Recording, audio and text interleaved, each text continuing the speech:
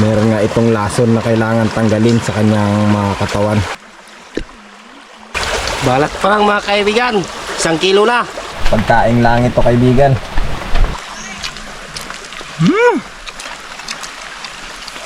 Sarap. Ano niya si Bad? Nahilo ako. Bakit?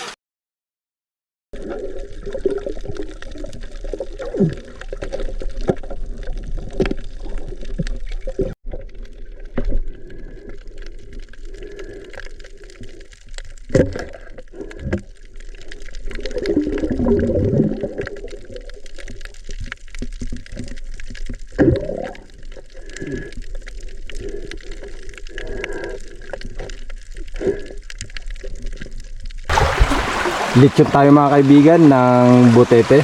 Ito kaibigan yung ating master chef si Tuto. Eksperto lang yung nakakagawa nito mga kaibigan. Yan o, sobrang laking butete.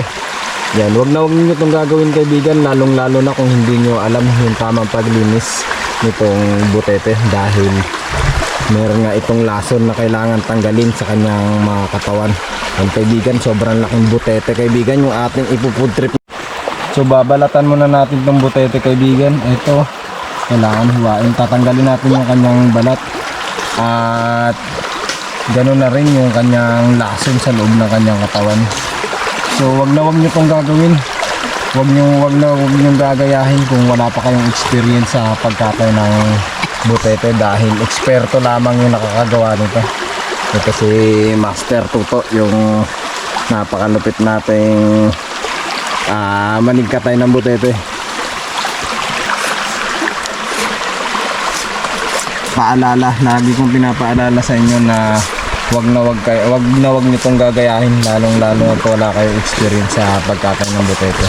Ito yung butete kaibigan na walang tinik, na kapag nagkamali ka ng pagluto ay siguradong makakatoka kay San Pedro. Balat pa lang mga kaibigan, 1 kilo na. Grabe yung kanyang katawan kaibigan, no? Tingnan nyo, napakakinis. Parang sushi. Ito na kaibigan, tinanggal na natin yung mga lason dito sa loob ng katawan ng butete. Ano, dito sa parting to kaibigan. Yan, nandiyan nakapondo yung lason ng butete na yan. Kaya tanggalin natin yung mga yan. Yan.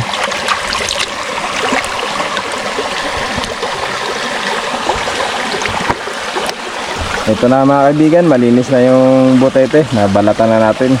So yan, ililitsyo natin to. Ito na kaibigan, isasalang na lang natin. Yan o. Maya lang, makakatikim na tayo ng litsyong butete.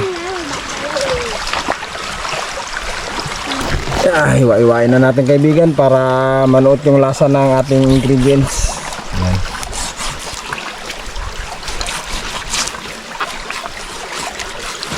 Salang mo na yung lechong butete, buds. Yun o, laki. Hiran lang to natin ng oyster sauce at ketchup.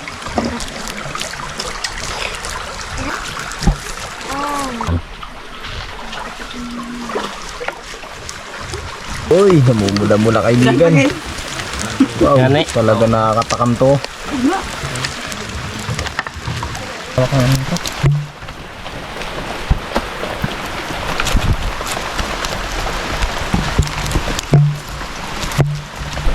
Pagkain lang ito kaibigan. Yun o, namumula na. Sarap. Nakakatakam kaibigan yung lechong butete. Malapit na natin itong matikman, malapit na itong maluto. Sobrang pula na kaibigan.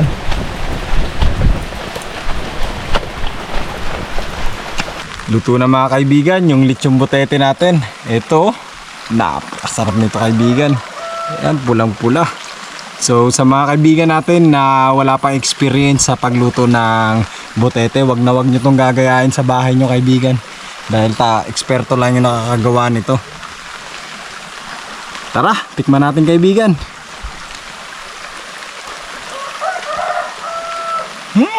Grabe, ang sarap. Bay kanin. Panalo. May sausawan din tayo dito kaibigan. Sarap. Sukan tuba. Sasanahan sa sukan tuba. Wow! Grabe sarap. Sabihin. Sarap nito mga kaibigan. Lechong butete oh. Mamula-mula. Buds, parang nahilo ko, Buds. Bads, ano nangyari sa'yo, Bads? Nahilo ko. Bakit? Grabe, sobra kasing sarap.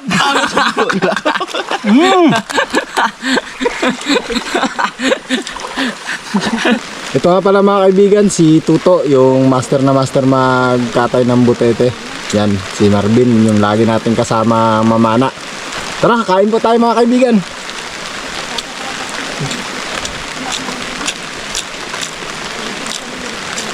Tapos kunin mo to, tapos ipakita mo yung mga tama-tama. Grabe sarap. Panalong panalo. Buds.